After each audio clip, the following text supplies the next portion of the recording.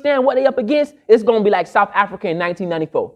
When them children out there marching, hey, the children were leading the protests. The adults were saying, come back. The church said, we going to burn it down. They understand the 60s who was leading the rebellions. Burn out their manhood. It's very important to understand. And they burn it out by sending us to prison, to their army, and et cetera, et cetera. Now, getting back on the image of the black man, because the image of the black man in the world, but specifically we're talking about the United States, has always changed. So we went from the unholy, ungodly people in Africa to the gullible, stupid slaves. Oh, yes, sir, master. You know, the bug dancer. Like, our image has always changed. But one thing that always remained in their mind is the rapist.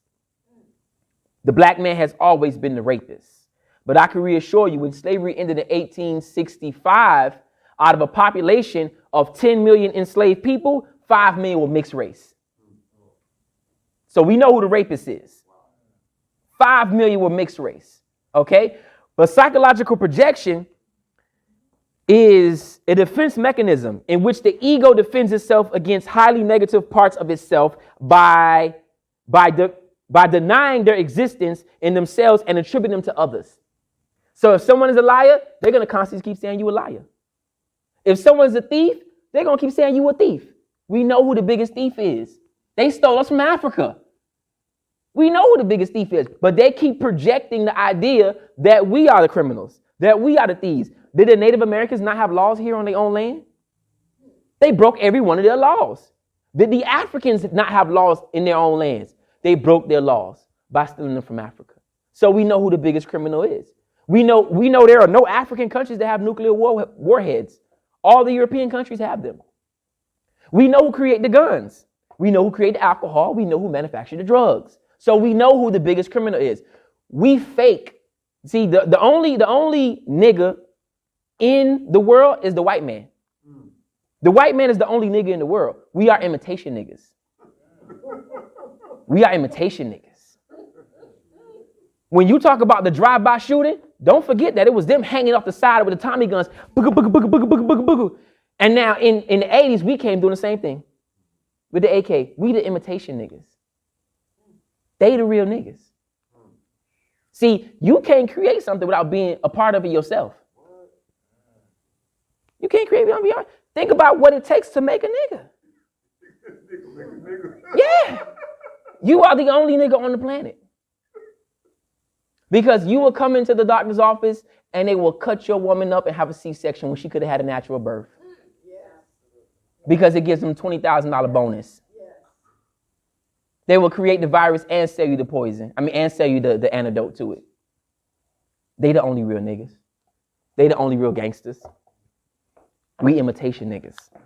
All right, now how has this played out politically, right? So in the 1980s, there was a gentleman by the name of Dukakis, maybe pronouncing it wrong, and he was running against George Bush. Now, Dukakis gave out a weekend pass to a gentleman named Willie Horton, right? And Bush went up there and said, look, a white woman got raped because Dukakis gave out this weekend pass, and Dukakis was actually kicking Bush behind in the election, in the primaries, right? And when Bush took that position of look at the black male rapist, he shot through and won the election. Just the idea of a black man raping a white woman was like, oh no, Dukakis, we going with him because he going to get tougher on crime. He going to get tougher on those folks, the black folks, right? See, Emmett Till wasn't lynched for no reason. Just the idea of a young boy whistling at a white woman will drive them to insanity. Busting in black folk house. Bah, give me that little boy. Where he at? I want him. He whistled at a white woman. Donald Trump, Central Park 5. He put out a whole front page ad. Said they should be lynched. This is their fear. The idea of black men taking their women. Right? King Kong. Anybody seen the movie King Kong? That is Beauty and the Beast. That is them projecting the idea. This African monkey comes from Africa. He takes the white woman, and now we got to go save her. Like, that is their whole fear. That is their thing. Because that leads to what is called genetic annihilation. Because when a black man lays down with a white woman, that baby ain't black and that baby ain't white, but it definitely ain't white. And so they know if they want to stay around and they want to be on this planet 500 years from now, we can't have no black man messing around with these white women.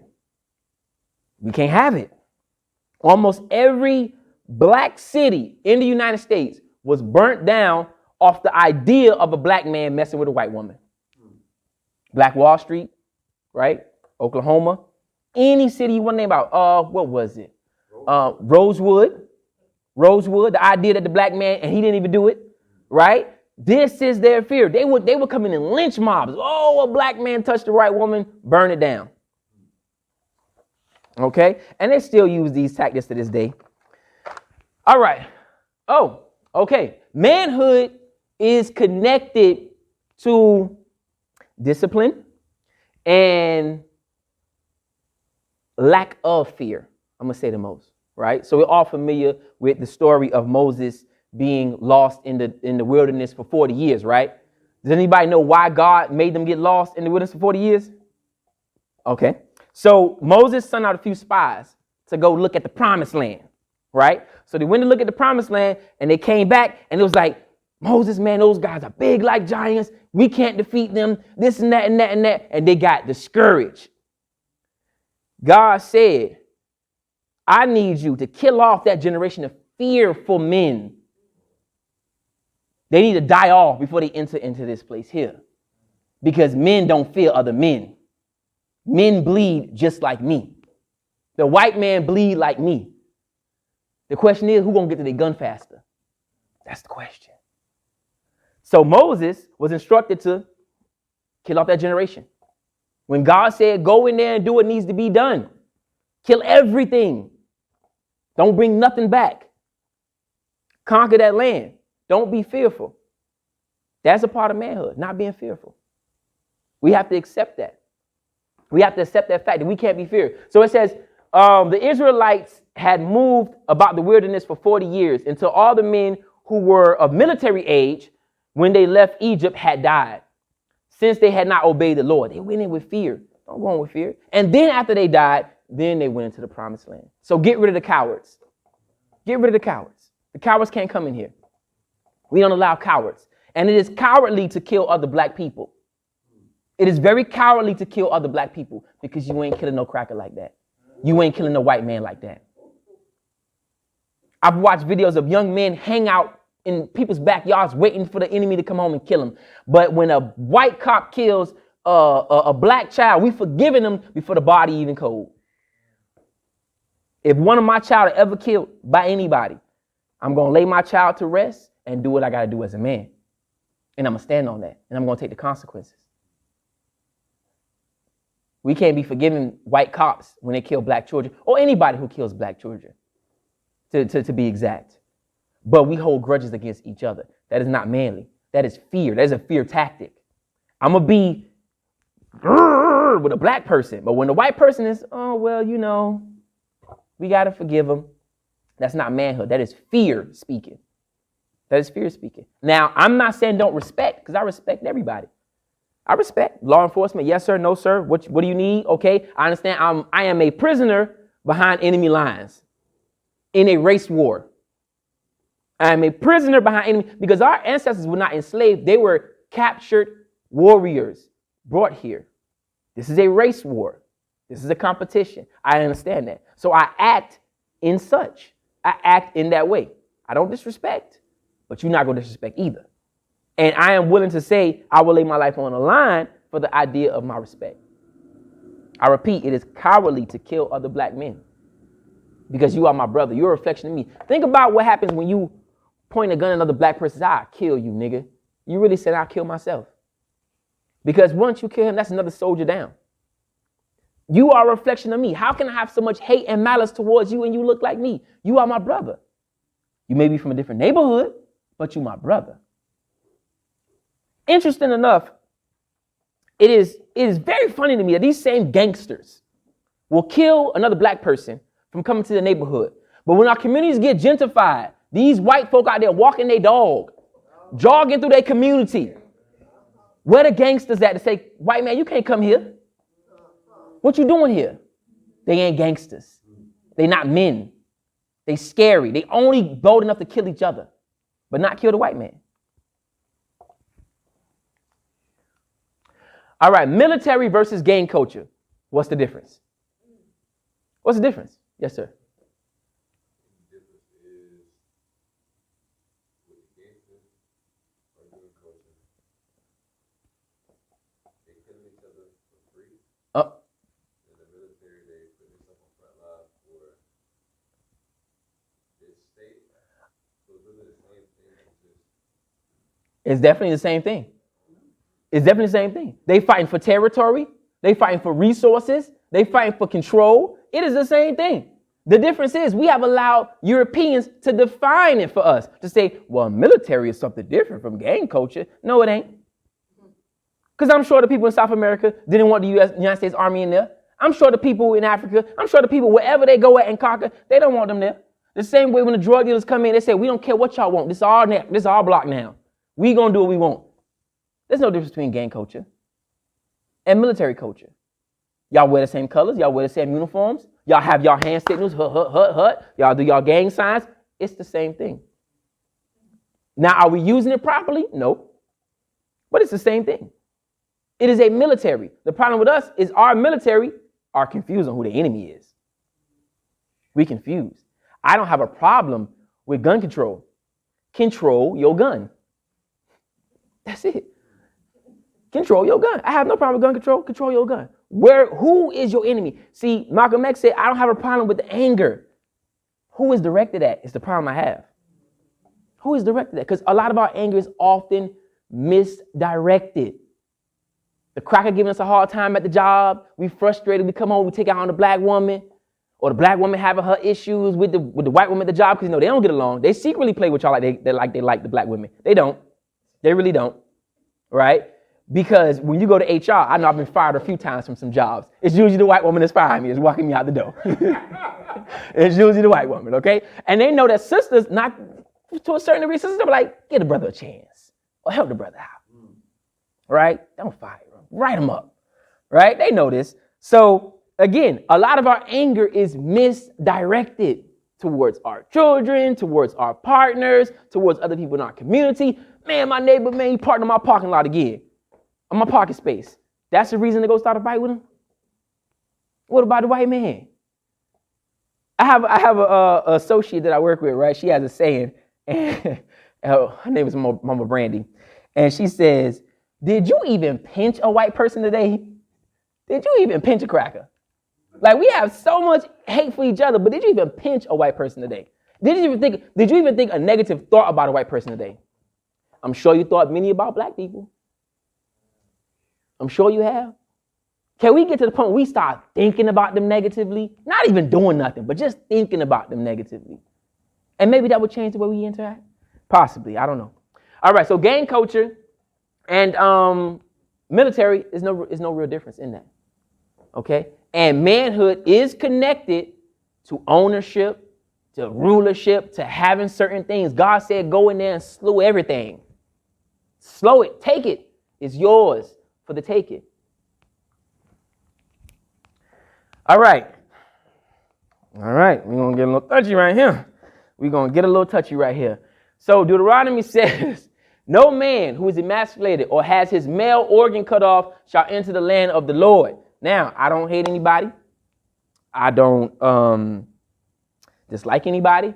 But we got to be real on what a man is. We got to be, just because you cut it off don't mean, or just because you can make one or create one. Like, that's the European thing. They get caught up in the idea that we're going to give you something and then now you that. I'm going to give you a penis or I'm going to take your penis off and now you a woman. That is disrespectful. That is disrespectful. Our organs are called organs for a reason because they work in organization with one another, right? That's why they call organs. And men don't have organs that could produce no babies or even make no babies. That is insanity. That is crazy. That is European propaganda. If we're talking about extermination, the fastest way to exterminate the people is have them exterminate themselves. To say, I like to lay with boys. And therefore, we're not creating no generation. Have them exterminate themselves. Now, we know some of our brothers and sisters have been through sexual traumas, and we respect that and we understand that, right? But we also have to realize that that is not a healthy mindset to have. Because when I go back out to my car, I need a negative and a positive charge to start my car. I can't put two positives together. That car ain't going to start. You got the sun, you got the moon. Everything works in duality, in balance. Everything opposite. You got sugar, you got sweet. That's just how things work. That's what the universe, what God, whatever you want to call it, created it to be. And two poles knocking together can't create nothing. I'm just being honest. But let the white man tell it. We can do it. Because he think he God. He got a God complex. That's what the European, he think he God. All right? And that's why he's destroying the planet. All right, so in Dr. Frances Cress Welsing's book, The ISIS Papers, which is a must read for our community, she says, one ex-prisoner patient told me, it is easier to endure the life on the inside than to try to put up with the pressures of being a man, a husband, and a father in the streets. How many times have I personally heard black men say, shit, I get fed 3 times a day, you know, air conditioned, I watch all the TV. Man, I ain't scared of jail. And I ain't say be scared of it now. But is that a fear tactic of saying I can't keep up in society? Is that a way of escaping society? We all know somebody who constantly back and forth in jail. You're like, damn, what's in jail that I don't know about, brother? What they got going on in there? Because it relieves the pressures of having to get out here and fight. And fight for the things that you need. And fight as a community. Because now I'm in there. And I ain't got to deal with it. It's okay. And she says the intent of racist programming had been achieved. The intent of racist program, remember, because our brains are programmed, right? She says, give up trying to be a black man. Why not be a black woman? Give up trying to be a black man because it's so hard to fight against what we up against. I'm scared. I want to be a black woman. And when you look at our entertainers, some of them might not be gay. Some of them may be gay. We don't know. But the idea of feminizing a man. When I watch television, I don't see too many healthy black men on TV. I don't. I see black men dressing as women on TikTok, on all these social media platforms, and that is a fear tactic to say, white man, I'm not going to come after you because I'm too feminine. Look at my purse. I don't want to hurt myself. I'm not going to fight you. Matter of fact, I might lay down with you because I don't want to fight you. That is internalized fear. I don't play about my masculinity. I'm not putting on a dress ever in my life to play like that. That is a fear tactic. When the white man sees you, he says, I got another one. Good job. Yeah, this is what this is. All right. This is a video from men in prison.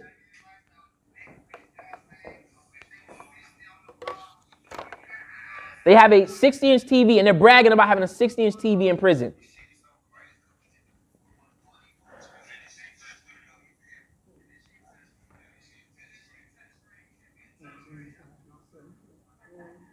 They're doing the crate challenge in prison.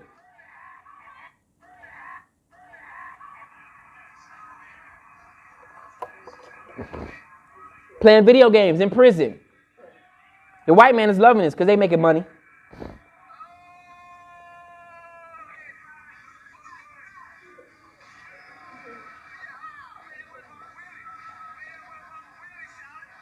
They're having fun in prison, right? They're having fun.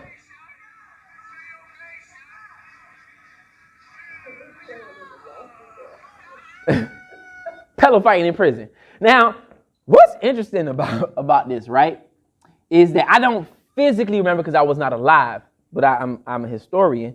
I remember a time when you would go to prison and come home with a trade. You would come home with a skill, masonry, plumbing. A lot of those men went to prison, made a mistake, and came home and said, I am changed, I am rehabilitated, I am going to do for my community. And a lot of those people funded Black Panther movements, right? These hard-working blue-collar men and women were funding these programs in our community. The government said, whoa, we sent them to prison. They came home with degrees and a whole bunch of, take that out. Take that out. Give them TVs, give them all the stupid stuff. No, we can't have that. Because that's manhood. I made a mistake. Remember I said manhood is not perfect. I made a mistake. Now I'm going to repay my community for the mistake I made. This is how we get people like Malcolm X, who is one of the most brilliant men you can ever think about, who lectured on almost from every college around the world. And he learned everything he learned in prison. Everything he learned in prison. And he came back to repay his community. I am influenced by Malcolm X. A lot of black men are influenced by Malcolm X. Europeans understand that. They have what is called think tanks, where they sit around and they project in the next 15 to 20 years. Don't think when they come into our communities, they just say, oh, we coming in, we're going to take it. They have thought about this 20 years ahead. They sit around and plan and say, okay, this neighborhood, we're going to take this. We're going to do this. We're going to move them out. We're going to raise their rent. They plan this 20 years ahead. It's just getting to you. It's just getting to you. They have what is called think tanks. They study us so much, and we study them not at all. We know nothing about them. We don't know what they do. We just know that they like chicken pot pie. That's all we know about white folk. But they study us, okay? And they watch the rise of black men come home and do right things in their community. And they said we have to stop that and pull all the prison programs out. Now you can barely go in there and get a GED. And you going in worse than you came out. All right. Subconscious fears and thoughts behind games. Okay. Now, this is important for many reasons. One of the reasons is that all games are created out of subconscious fears and thoughts. This is why children, they run around playing cops and robbers. Oh, you're going to get me. Oh, my God. That's a fear, right? This is why they play doctor, right? The kids are naturally scared of the doctor, right? So they play these games. Games are created out of fears and subconscious thoughts that we do not know about. When you look at the game of pool, the game of pool deals with race relations. You have the green earth, the mat, right? The green earth. You have the white ball knocking all the color balls into the hole. And the last ball you got to knock down is what ball? The black one. The black one. And you lose if the white ball falls in with the black one. These are subconscious fears that they play out in their mind. And then we play them. Basketball, soccer, all these things. We don't understand them. We don't understand. They play on green earth, golf, knocking the white ball, do all these things that they do. Bullfighting in Spain.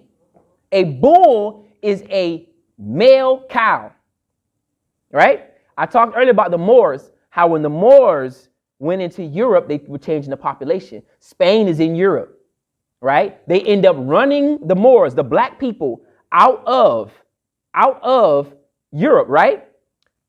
How does the game of bullfighting go? They put on all white, they put on colorful clothes. The bull chased them through the city. The white people through the city. They bring the bull into a arena. They dance with the bull. They play around with the bull. The bull is the representation of the black person. Right? They play around with the bull, and then at the end they do what?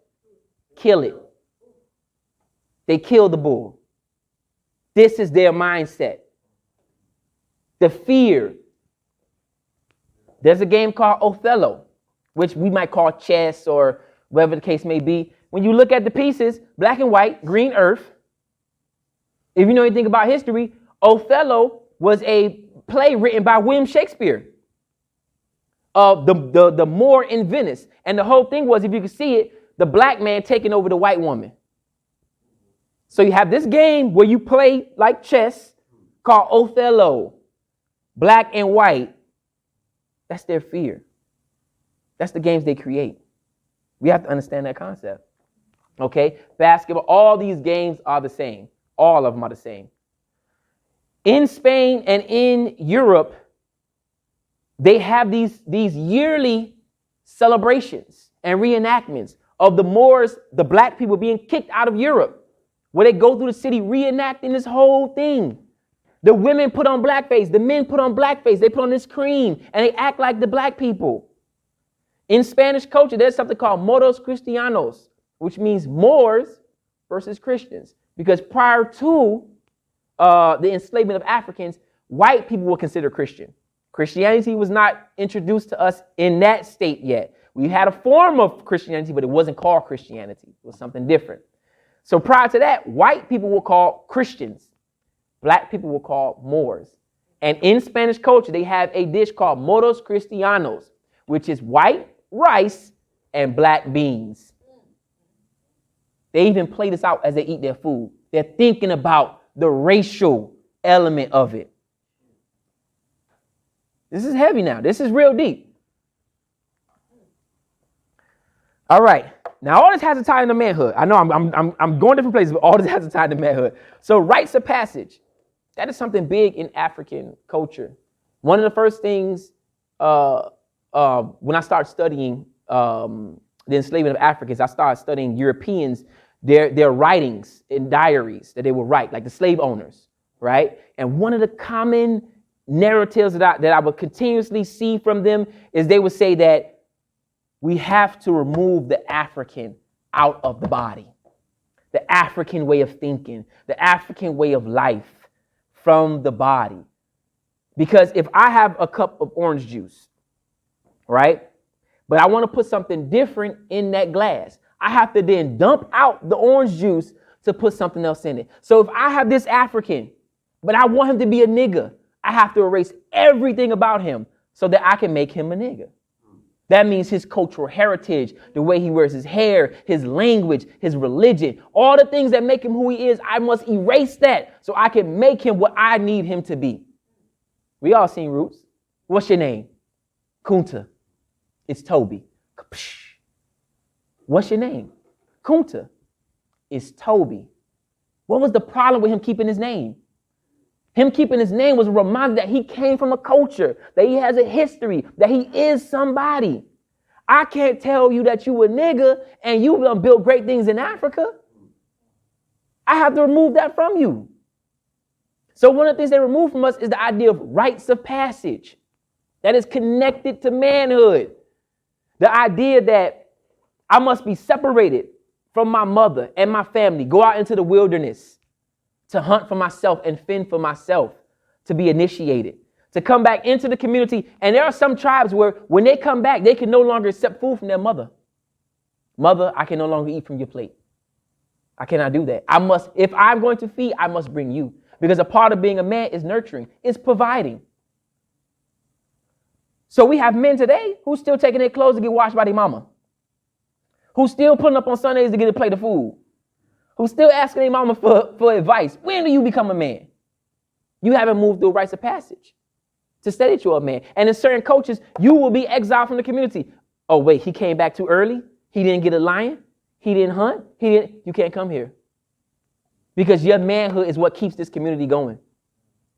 Now, we could talk about the womanhood as well, because women had to go through a rites of passage as well, right? Just making babies don't make you no woman. Just making children don't make you no man. We have to put you through a rites of passage. Our rites of passage has been gang culture, how long you can get jumped in, oh, they can stay for 30 seconds, or the idea of going to prison. I hear plenty of men say, yeah, I've been to prison, man. Yeah, I'm a man now. That's not a rites of passage.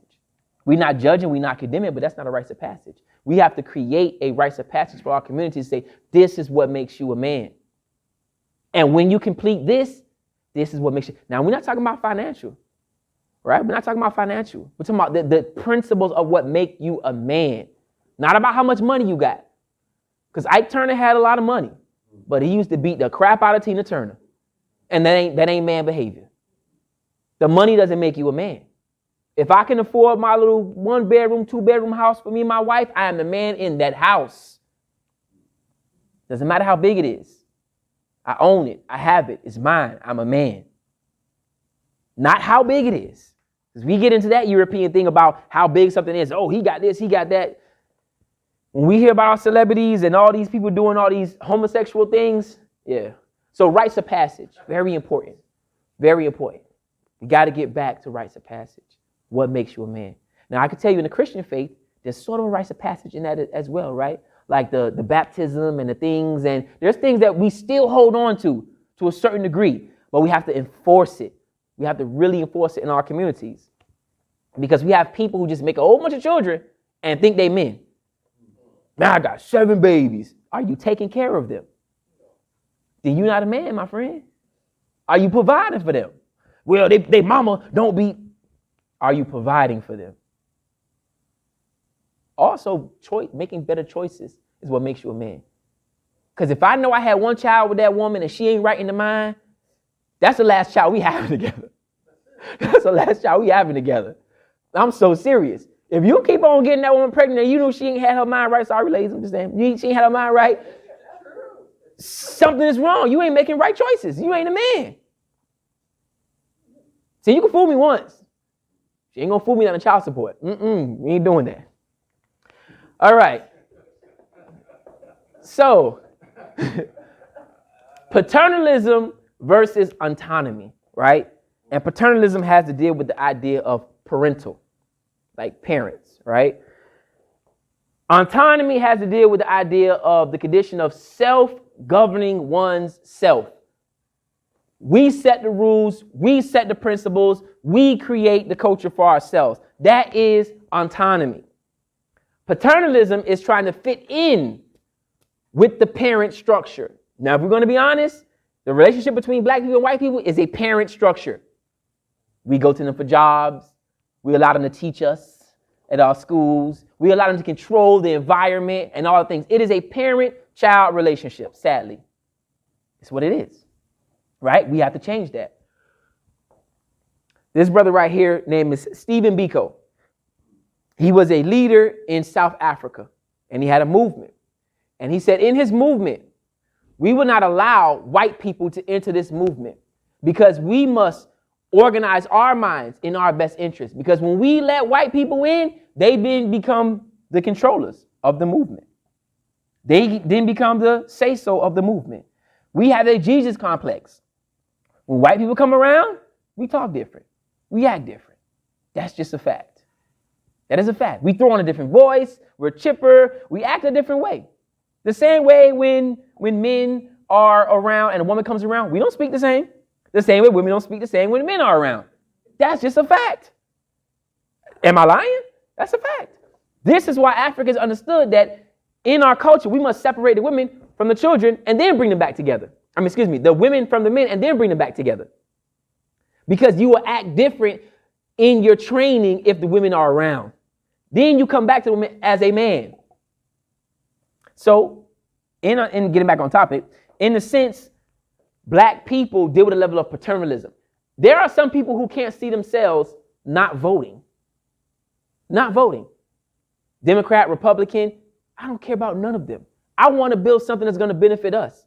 I want to be self-governing. I want to be independent. You know who is self-governing, independent in this society? Jewish people. They got their own police.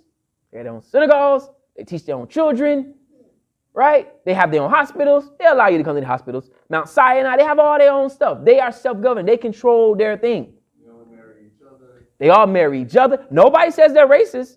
Nobody says anything's wrong with that. They control their thing. And they are a very small population in the world, population and in the United States. 2%. Yeah. But they understand controlling that. We have to understand controlling that. All black people are not going to get it. Sadly, some black people are going to fall by the wayside. Yeah, yes. The white Jews. The what are they called? Can't think of their name. The white Jews. Yes. So he says, Stephen Biko says, the most potent weapon in the hands of the oppressor is the mind of the oppressed. The most potent weapon in the mind of the oppressor, in the hand of the oppressor is the mind of the oppressed. The most powerful thing that we allow white people to do is control our minds. You understand what I'm saying? I'm looking directly at you. The most powerful thing we allow white people to have is the control over our minds through television, through these phones. I'm not saying don't use them. I'm not saying don't be active. But the way to tell the difference between an African and a nigga is if you give them something and how they use it. You give me a phone for social media, I'm going to post positive things, educational things. I'm going to enlighten my people. I'm going to point things out to them. You give a nigga a phone, they twerking, they guns, they shooting, they doing all type of ridiculous stuff. Give them something and see how they treat it. That's the difference between an African and a nigga. All information is universal. It's how you use it that's important. I don't care who made it. How I use it is the most important part about it. The most potent weapon in the hands of the oppressor is the mind of the oppressed. Carter G. Woodson says in his book, The Miseducation of the Negro, he says that if our minds have been so conditioned that the white man don't have to tell us to go around the back door, we do it automatically. Our minds have been so conditioned in that way. We get in the movie theater, we go straight to the back. Ain't nobody tell us to do it. We do it. We get on the bus, we go straight to the back. Ain't nobody tell us to do it, we do it. Community's the same way. Yeah. As far as checkers, Yeah. and then that's it. And then already turned white. All right. Oedipus Complex. So Oedipus Complex, I'm just going to give the brief summary of it, right?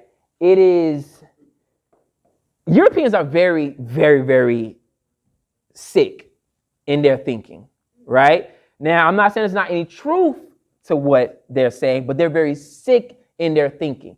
A lot of their psychology has to do with like babies and the sexual relationship to babies. Like, I have to look at people strange when they talk about Valentine's Day and the image of Valentine's Day is a baby in a diaper.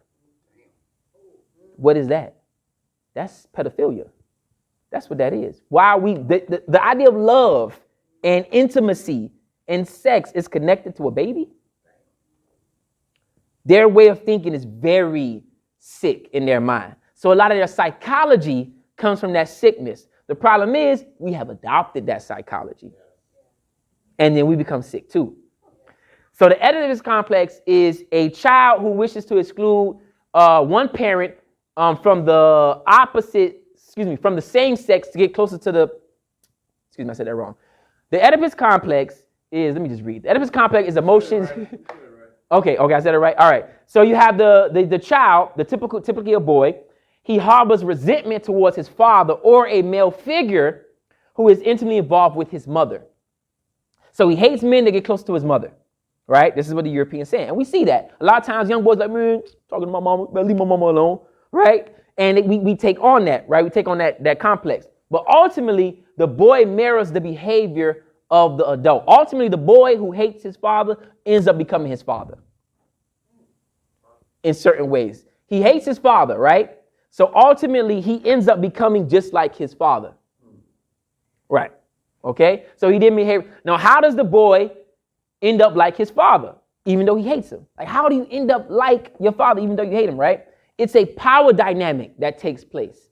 He understands that if I tell my father openly that I hate him, that I can't stand him, that I don't like him, that he will destroy me, that he will hurt me. Our bodies are connected to the idea of pain. We're socialized to relate to pain. For example, you take a gun, you point it at a little baby, 6 months old, the baby's not even gonna flinch.